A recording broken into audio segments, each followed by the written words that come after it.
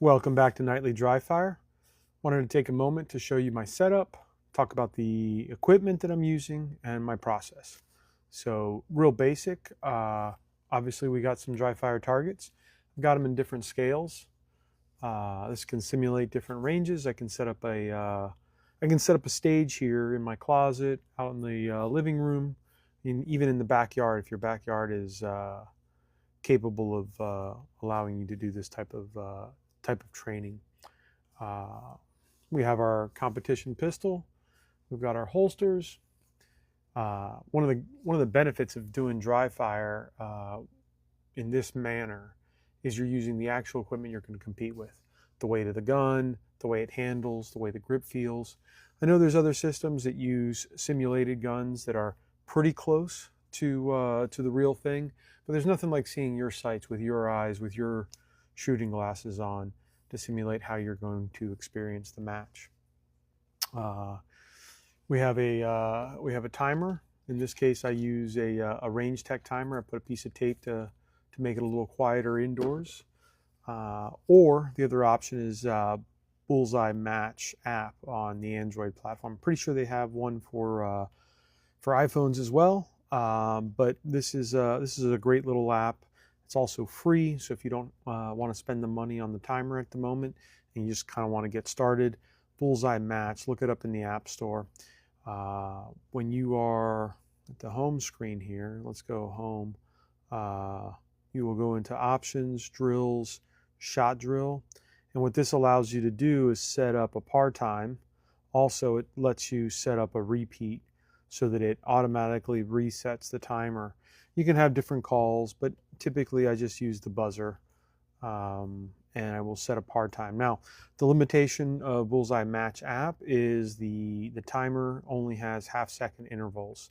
So if you're trying to drill down into a tenth here and a tenth there, this app's not going to do it. You're going to want to get into a regular timer. But for getting started, the Bullseye Match is a fantastic tool. It's free. It's easy to use.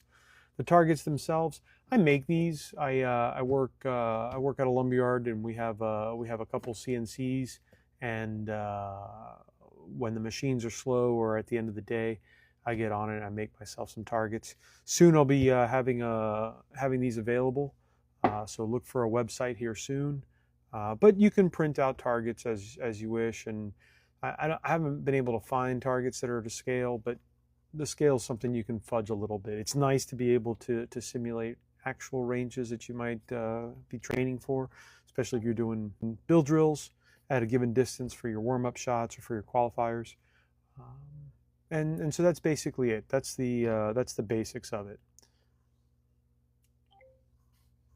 Next up, we're going to talk about the process. Okay, so the process is typically on any given night I'll pick one or two drills that skills, let's say, that I want to improve, and drills that work with those particular skills, whether that's drawing, mag changes, transitions, movement drills, depending on the space or depending on the stage that I want to set up.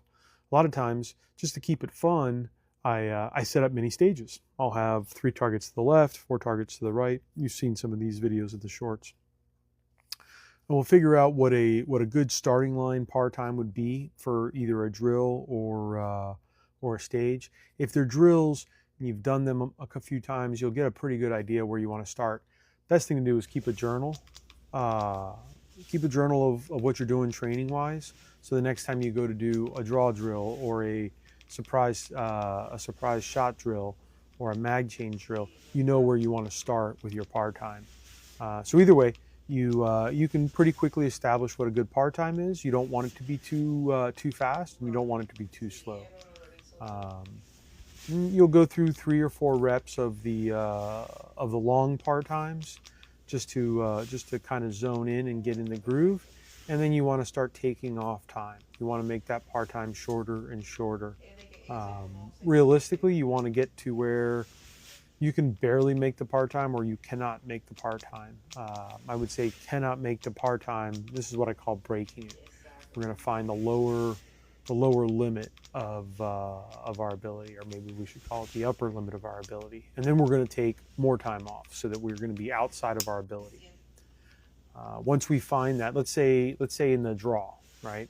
I know in a par time, in a drill scenario, in dry fire, I can do a 1-3, a 1-4. And so what I would do is after I warm up a little bit, I'll set the par time to 1-2 or 1-1, and I will try to beat that buzzer. And what's going to happen is I'm going to fail a lot at that drill. I'm going to fail. I'm going to fail to a level that's going to draw out what my inadequacies are in the drill. I'm going to figure out that the way I'm snatching my shirt or the texture of the material that the shirt is made out of is going to slow down the snatching of my shirt. I use a shirt as opposed to a vest to do my concealment, and so this is a new one. It's an SPF 50 for sun protection here in Florida. Unfortunately, I find that it's a little bit slick. It's a little bit slippery. So when I go to snatch the shirt, it's not as effective as some of the other shirts I have to defeat. Anyway, so when you are in a very short par time, a very short window to accomplish the skill that you're trying to accomplish in the par time, it will cause you to it will raise your awareness. You know, that's a great way of putting it. It'll raise your awareness of what is keeping you from accomplishing that skill in that amount of time. And so maybe it's an equipment adjustment, like in the case of the shirt that I referred to earlier, or maybe it's the position of the holster. If you move it forward an inch or back an inch, you might get a little bit better grip on the gun. So if you're always succeeding at accomplishing the drill in the par time, you'll never find that little bit of that nugget of information, that awareness of what's slowing you down. So we really want to take the par time down till we break our ability to accomplish, to be successful at the drill. And then we're going to work there. You know, maybe it's 15 reps, maybe it's 20 reps, or maybe it's enough reps to find something that needs work on in particular. And then we're going to hone in on that particular thing that's frustrating our ability to achieve the par time. And then once enough drills and enough awareness has been raised, I like to back off the par time, make it a little bit longer, make it a little bit easier. And what will I find is where I was, say, 60% or 70% of the time achieving that par time with an extra tenth, an extra 2/10 added to the breaking point. Now, after working below the breaking point, I find that the extra couple tenths makes it infinitely easier mentally and physically to accomplish the drill in that par time. So my failure rate might go from 60% at a 1.5 to 90% at a 1.5. You know, and in a 1.6, it's 100%, where maybe before it was 75% or 80%. And this is what we're looking for in dry fire. So start off with, say, 5 reps at a time you know you can accomplish, and then do 5 reps, taking a tenth off or a half second off, depending on how far away you are from the breaking point. But you want to find that breaking point, you want to get under it, even if it means 100% failure for the 10 reps or the 15 reps you're going to do there. And then you're going to back off a little bit after you play in that low number. And you're going to back off a couple tenths, not too much. You don't want to make it super easy, but you want to show yourself that it's actually very possible to work in this number that was only mildly possible before. And that'll give you the confidence when you go to a match to push at a new, faster level. Don't expect what you do in dry fire to necessarily correlate one-to-one with what you can do in live fire. There's a lot more going on in live fire, a little higher stress levels than there is in dry fire. In a match environment, you have people watching you.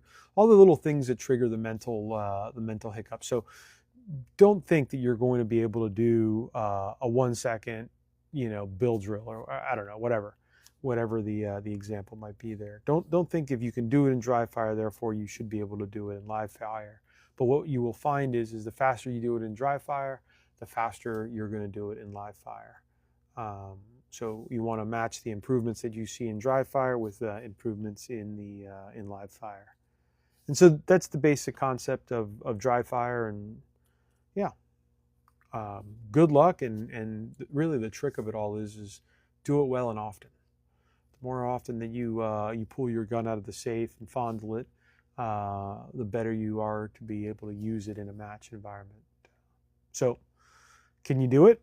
As the tagline says, have a beautiful night, and tomorrow is match day for me. So look for a video later this week on how it went at the match.